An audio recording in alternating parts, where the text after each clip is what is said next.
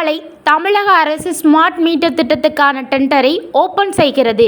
இந்நிலையில் இந்த smart meter திட்டத்திற்கு எதிர்ப்பு தெரிவித்தும் தேனி மாவட்டம் ஆண்டிப்பட்டி துணை மின்நிலையம் முன்பாக மின்வாரிய பணியாளர்கள் கண்டன ஆர்ப்பாட்டத்தில் ஈடுபட்டனர்.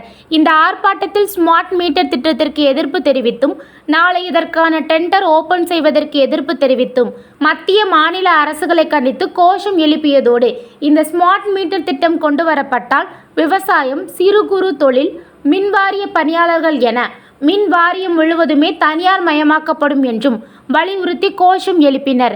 இந்த கண்டன ஆர்ப்பாட்டத்தில் ஆண்டிப்பட்டி வட்டார அளவில் பணிபுரியும் மின்வாரிய பணியாளர்கள் சங்கத்தினர் கலந்து கொண்டனர்.